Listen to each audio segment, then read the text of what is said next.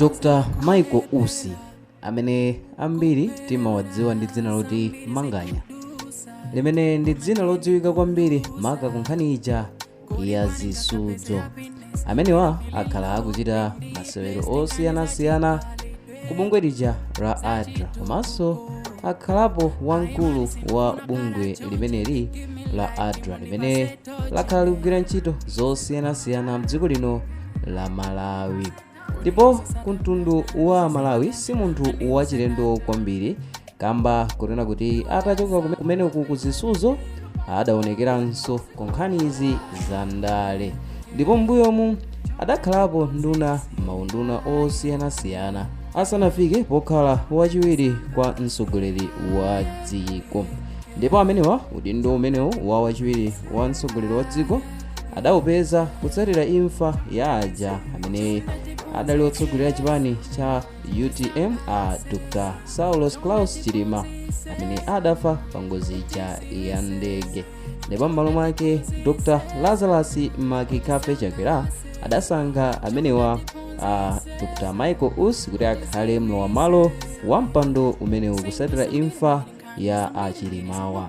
Ndipo amenewa adawasankha kamba kunena kuti adali ochokera ku chipani chomwechi cha UTM, kamba kunena kuti misonkhano yawo ina ingapo akhala akulankhulapo zininga zimene zidali zozemberera zimene anthu ena amazitambasulira mwina mwachisanzo adafotokozapo kunena kuti boti sasisirana panjira, m'malo mwake tiweneka tikafikire limodzi. Ena mwa anthu amazitanthauzira kunena kuti ngakhale amene wa Chilima atisiya, koma sizitanthauza kunena kuti mpando wa vice president uchoke kumeneku ku UTM.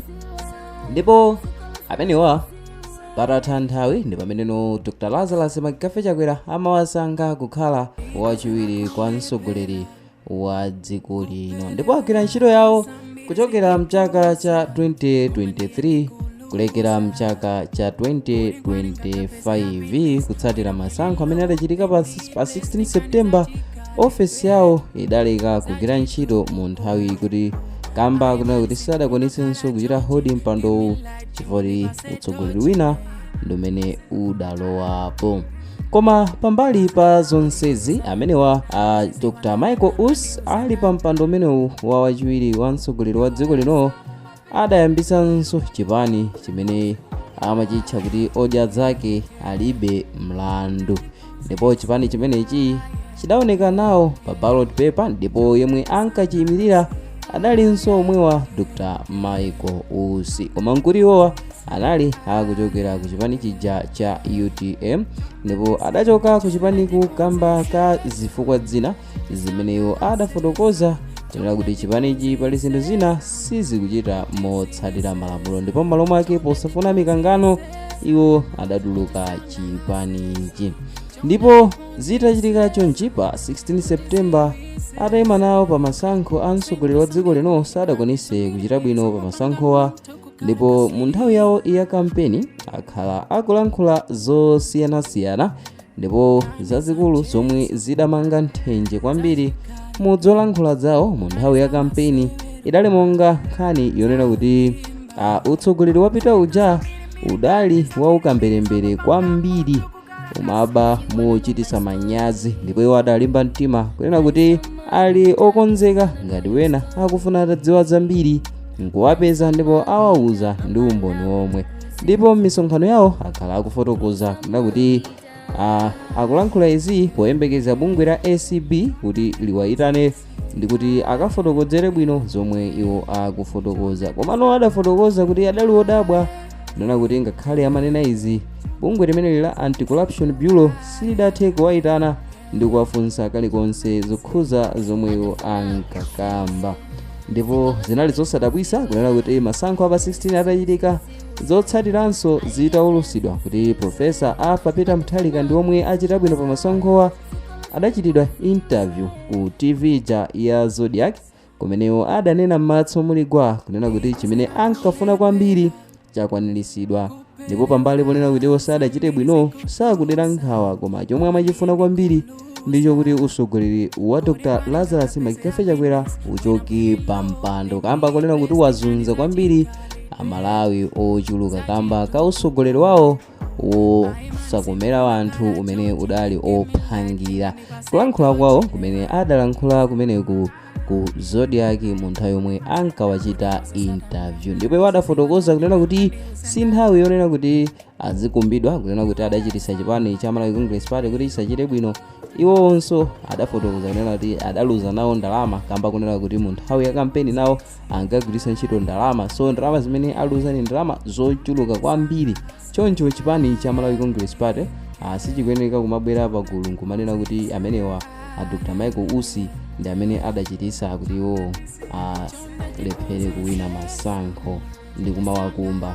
Komano adafotokozanso kunena kuti pambali ponena kuti misonkhano amapita ndi dzina la odya zake alibe mlandu, koma iwowa adafotokoza kuti adathandizira chipani cha DPP kuti chichite bwino pa masankho, ndipo adafotokoza kuti msomali wotsiriza amene adakhoma adali iwowo.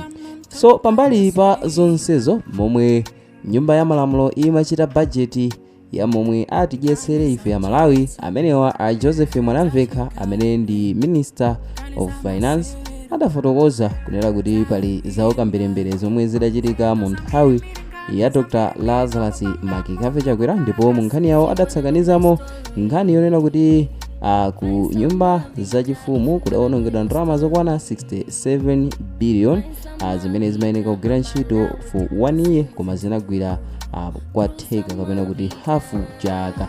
Ndiponso adawonjezera kuti ku ofesi ya wachiwiri wa mtsogoleri wa dziko lino kudayikidwanso ndalama zokwana 15 billion zimenenso mukafukufuku zikuonesa kunena kuti ndalamazi zidadyedwa isanathe 1 year, ndipo ndalamazi zidachitidwa loketi kuti zigwire ntchito kwa chaka chimodzi koma theka la chaka ndilo linagwiritsidwira ntchito ndalamazi, ndipo padakali pano kulibiretu kalikonse.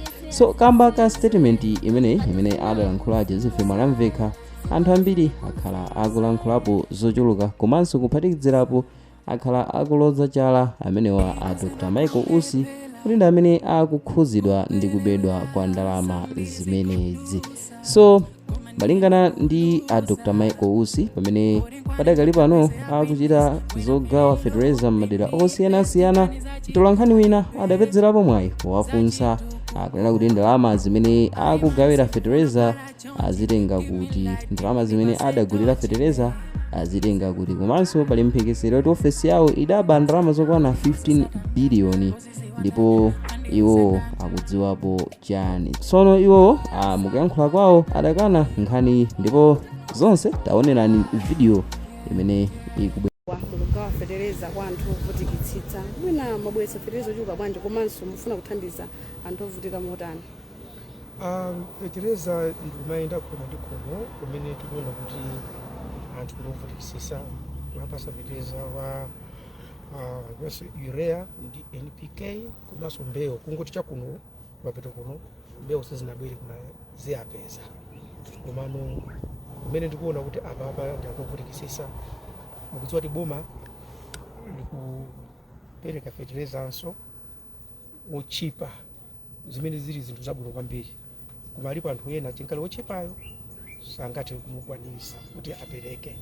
Ndenda amene kwapanga target yo mabasa makomo mwawo inaso kumafika pamundapo kuti tikaone mundawo.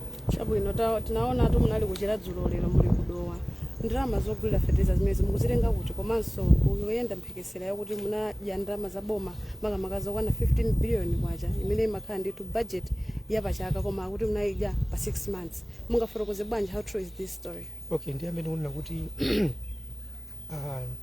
kuchera dzulo kumene atulankhana nakanipezerera koma ndaenda kuchigawo chakumwera mupanda atulankhani kunonso kuduwa kuno mwandisatira kuno chifukwa kuti sinafune kuti ngati zinthu tikuchita zachisisi kwambiri, koma konse kumene ndiziyendako sikuti tiziyenda ndi atulankhani ndiyenda makomo ambiri kupereka feteleza 2 bags ndi mbewu.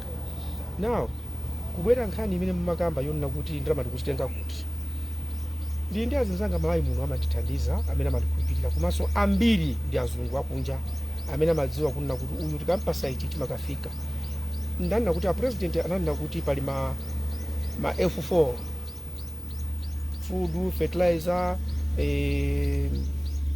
fuel and forex. Ndiye aliyesa yangane munga Malawi kuti ine ndikathandiza chani. Ine ndikuti ndikuthandiza fertilizer komanso food at my level. Because chikamkamba ndali zinapita, I am a former vice president. Nali vice president wa dziko lino, anthu Malawi muno anandipasa support nthawi yanga inapita. This time is for Professor Arthur Peter Mutharika and his government. So he has to be given support. Ine ndikupanga zinthu osakaza ndale. Now coming to nkhani ya ndalama kuti zasowa kapena kuti zinagwiritsidwa ntchito ku office of the vice president. Sindikuziwa amene akulemba ndikumandipanga implicate ine mwina ndosuta chamba kapena iyayi kumwamowa kapena umbuli umene chifukwa vice president samagwira ndalama, vice president ndalama budget samamukhuza. Komanso ndingati kunena kuti ineyo monga former vice president ndimasamala kwambiri kuti ndilankhula chani pa nkhani za dziko, chifukwa anthu akulankhulawo sakudziwa kuti ndili vice president nthawi zina magalimoto ndipita umene ujayo fuel mafuta ndimayika a ndalama zanga ndekha, ndimauzidwa kuti ndalama kulibe. Nthawi zambiri fuel ndimayika ndekha, nthawi zina ndibwezera nthawi zina ndibwezera. Asilikali amene nthawi zina amakagona amene akudya ndalama za mtundu wanga ofesiko ndalama sizimapezeka. Sopono ngati ndalama zati agwisa ntchito kupitirira muyezo nkutheka kuti pali chifukwa chenicheni chimene achitira zimene zonso owafunsa sine, owafunsa ndi akuluakulu kumeneko amene amagwira ma budget, amene akunena zimene zonso akungonena kundida ineyo pa zifukwa zawo, koma zotheka kulowa mboma ndikutulukamo osaba. Chisanzo chake ndine ndinalowa kukhala Minister of Tourism, Culture and Wildlife, Natural Resources, kena kono Vice President. Kulowa ndikutulukamo osaba olwa ntambala. Ndine makamba kuti mundifufuza ni mphuno momwe simundipeza ni mulandu wakuba. Ndezi mina kukambazo sindimaziyankha ntchito yanga ndogawa feteleza, kugawa mbewu, ndikugawira anthu zimene Mulungu andipasa ndi athandize. Basi. Tokoza kwambiri alimikizeko. Ndikhulupirira mwayionera videoyo mwatcheru kwambiri komanso mwamvetsetsa momwe amenewa amene adali wachiwiri wa mtsogoleri wa dziko lino mu nthawi yachakwera Dr. Michael Usi, ndipo zonse zimene afotokoza mwamvetsetsa ndithu. Sindikudziwa kuti inu mukuonapo bwanji kuti mwina nchifukwa choti iwo anthu ochenjera monga ena timawadziwira kupyolera muzisuzo zimene akhala akuzichita, chifukwa ambiri amawatenga kukhala munthu ochenjera pakamwa kwambiri. De sindikudziwa kuti videoyo mwayimva motani, kuti mwina ayankha mautambwali kapena akudziwapo kanthu pa nkhani ya ndalamazi. Komano malingana ndi yankhulawo ndi momwe ayankhira kunena kuti iwowo sadabe kalikonse, ndipo atsimikiza kunena kuti iwowo ndi mmodzi mwa anthu amene angachite verify kunena kuti ndizotheka kulowa mboma komanso kutulukamo osaba ndi wantambala iliyonse. So timveniyo maganizo anu kunena kuti inu mukuonapo bwanji. Tinene kuti iwowa chilipo chimene akubisa akufuna aziyerese kugulu kapena zona zake ndi zimeneyo aperekazo. So through comment section ndi momwe tingadziwire maganizo anu za momwe mwaonera yankho la amenewa a Dr. Michael Usi omwe adakhalapo vice president wa dziko lino. So mu video ya mtsiku lero mudali ndine Mike Thompson, ndipo ngati mwakonda osaiwala kuchita like komanso subscribe kuti tithenso kupatsirani ena mwa videos amene tikukonzerani pano pa Sam Vita YouTube channel. Bye.